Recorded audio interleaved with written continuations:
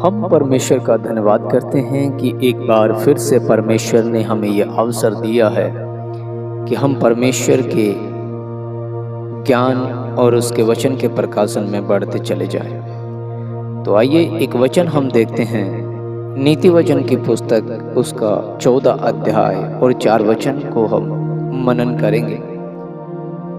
यहाँ परमेश्वर का वचन कहता है, जहाँ बेल नहीं वहाँ गौशाला स्वस्थ तो रहती है, परंतु बेल के बल से अनाज की बढ़ती होती है। परमेश्वर का धन्यवाद करते हैं इस वचन के लिए। इस वचन में राजा सुलेमान के द्वारा बहुत ही गहराई के साथ समझाया गया है और मैं हर बार इस बात को बताता आया हूँ। नीति वचन की जो पुस्तक है वह पुस्तक हर रोज की दिनचर्या को जांचने परखने के लिए कुछ कविताएं, कुछ पंक्तियां ऐसी है जो हर रोज की दिनचर्या होती है। मनुष्य का हर रोज का जीवन कैसा होना चाहिए, भौतिक और आत्मिक दोनों ही जीवन के विषय में ये नीति वचन की जो पुस्तक है हमें बहुत गहराई के साथ समझाती है और बुद्धिमानों के वचन इसमें पाए जाते हैं। यहाँ वचन बताता है कि जहाँ बैल नहीं होता वहाँ गौशाला स्वस्थ तो रहती है। ये सच भी है। यदि आपके घर में कोई पशु नहीं है तो सिंपल सी बात है, आपके घर के अंदर सफाई भी रहेगी और स्मेल भी नहीं होगी। पर सच तो ये भी है, अगर पशु नहीं है तो आपके पास दूध की आशीष भी नहीं है। दूध आपको लेकर के आना पड़ेगा, संघर्ष करना पड़ेगा दूध के लिए, लस्सी के लिए, मक्खन के लिए।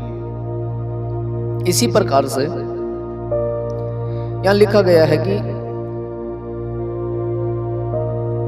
जो गौशाला होती है उसमें जिस प्रकार से बैल होते हैं और हर रोज उस गौशाला की सफाई करनी पड़ती है। अगर वहां पे बैल नहीं है तो सफाई करने की जरूरत नहीं है, क्योंकि वो स्वच्छ ही रहेगी। वहां गंदगी फैलाने वाला कोई भी पशु अब है नहीं। यदि गौशाला के अंदर बैल है तो हर रोज का संघर्ष है। हर रोज उनकी चर्नियों को साफ करना पड़ेगा, नया चारा डालना पड़ेगा, उनके जो मल है उसको उठाना पड़ेगा, मूत्र जो है उसको साफ करना पड़ेगा। तो संघर्ष तो है, परंतु लिखा गया है बैल के बल से अनाज की बढ़ती होती है। संघर्ष तो है, सच है ये। जब पशु गौशाला में है तो संघर्ष तो है, लड़ाई तो लड़नी पड़ेगी अपने शरीर के साथ। सुबह उठना पड़ेगा, सफाई करनी पड़ेगी, सब कुछ हर रोज की दिनचर्या बन जाएगी। पर इसके साथ साथ एक बात और लिखी गई है कि अगर आप अपने गौशाला से बैल को निकाल देते हैं तो संघर्ष तो समाप्त हो जाएगा। पर जो भौतिक जीवन में आपको जिस वस्तु की जरूरत है, अनाज, उस अनाज की बढ़ती तो बैल से ही होती है। और अब हमें लगता है कि हमें आज इस दौर के अंदर बैल की जरूरत नहीं है, हम आधुनिक युग के लोग हो गए हैं ना। पर राजा सुलेमान के समय में जब ये वचन लिखे जा रहे थे उस समय कोई ऐसे ट्रैक्टर वगैरह या कोई मशीनरी ऐसी थी नहीं। पशुधन हुआ करता था, यहाँ तक कि संपत्ति भी पशुओं में ही काउंट की जाती थी। उस समय कोई करेंसी नहीं चलती थी, सिर्फ चलता था तो पशुधन और धातुएं, छोटी मोटी जो सोना चांदी तांबा पीतल जो हुआ करता है। पर खेत खलियान को जोतने बोने के लिए, खेत खलियान के अंदर कामों को करने के लिए, बोझा ढोने के लिए, सफर के लिए तो पशु ही हुआ करते थे। और उनमें से सबसे बढ़िया जो संसाधन था वो था बैल। यहाँ बोला गया है कि बैल के द्वारा अनाज की बढ़ती होती है। इस वचन को यदि हम भौतिक जीवन में भी लेकर के चले कि मनुष्य के जीवन में यदि संघर्ष ना हो, आरामदायक जीवन हो, ठीक है कि हम कोई काम नहीं करेंगे तो पंखे के नीचे बैठे हैं, कोई संघर्ष तो नहीं है, कोई डांट नहीं सकता, नौकरी पे नहीं जाएंगे, किसी के आगे नौकरी नहीं करेंगे तो कोई भला बुरा नहीं कह सकता, कोई हमारे ईगो को खत्म नहीं कर सकता। पर सच तो ये है, भौतिक जीवन को जीने के लिए जो पैसा चाहिए वो तो संघर्ष करके ही आएगा, काम करके ही आएगा। इसी प्रकार से मसीहत में चलने के लिए, प्रभु यीशु मसीह के मार्ग पे चलने के लिए, सच्चाई के मार्ग पे चलने के लिए, उस सच्चे खुदा की इबादत करने के लिए, उस झूठे संसार के अंदर विरोध तो आएगा,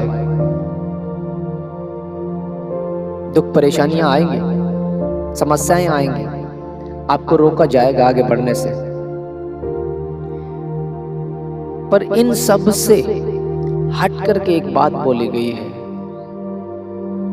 कि इन समस्याओं के बीच में, इन दुखों के बीच में, इन परेशानियों के बीच में परमेश्वर की दृष्टि हम पे जब रहती है तो हमारे जीवन की जो बढ़ती है, अनंत काल का जीवन जो है, वो इन समस्याओं में जब हम घिर जाते हैं, जब प्रार्थना करते हैं, तो प्रार्थना के द्वारा और समस्याओं का सामना करने के द्वारा, क्लेशों से निकल करके खुदा की इबादत करने के द्वारा ही हमारा उद्धार होगा। यदि हमें लगता है कि हम प्रभु के साथ चल रहे हैं पर हमारे जीवन में क्लेश ना आए, दुख ना आए, परेशानियां, बीमारियां न आए, अगर हम ये चाहते हैं कि प्रभु यीशु मसीह में हम चल रहे हैं, हमारे पड़ोसी में भला बुरा न बोले, कोई धर्म का नाम लेकर के कोई किसी रीति से, कोई किसी रीति के साथ में हमें सताए ना, हम चाहते हैं कि संसार के अंदर हमें प्रतिष्ठा मिले, हम सामाजिक तौर पे संसार के अंदर इन लोगों के बीच में एक इज्जत को पाएं, तो याद रखना, जहां बेल नहीं होता वहां गौशाला स्वस्थ तो रहती है। ठीक है, जहां पे मसीहत का जीवन नहीं है, संसार के जीवन में आप जी रहे हो, तो आपके विरोध तो कोई नहीं करेगा, आपको सताएगा तो कोई नहीं। आप बुरे से बुरे काम करके भी पैसा कमा लोगे, छल के तराजू से आप घर तो भर लोगे, अधर्म की धन की कमाई से आप घर तो भर लोगे, पर जीवन मसीहत में ही है। जिस प्रकार से बेल के द्वारा ही अनाज की बढ़ती है, उसी प्रकार से उन दुखों परेशानियों का सामना करके, क्लेशों के ऊपर से जीत प्राप्त करके, प्रेम प्यार में आगे बढ़ करके, और जो अनंत काल का जीवन है वो मसीह में ही है। यदि हमें सच्चे मार्ग पे आगे बढ़ना है, उस अनंत काल के जीवन को पाना है, तो इन्हीं क्लेशों, दुखों को हमारे जीवन में जो आते हैं, इनका सामना हमें करना पड़ेगा, शैतान का डट करके सामना करना पड़ेगा, तभी हमारा उद्धार होगा। जहाँ बेल नहीं वहाँ गौशाला स्वस्थ तो रह सकती है। जहाँ आत्मा में प्रार्थना नहीं है, जिस घर के अंदर खुदा की इबादत नहीं है, लोग उसको सताएंगे तो शायद नहीं, शायद वो संसार के कामों में, तो संसार में तो सुख पा लेगा, पर याद रखना, जीवन तो मसीह में ही पाया जाता है। प्रभु आप सबको आशीषें दें, आप सबको बरकतें दें, सबको जय मसीह की।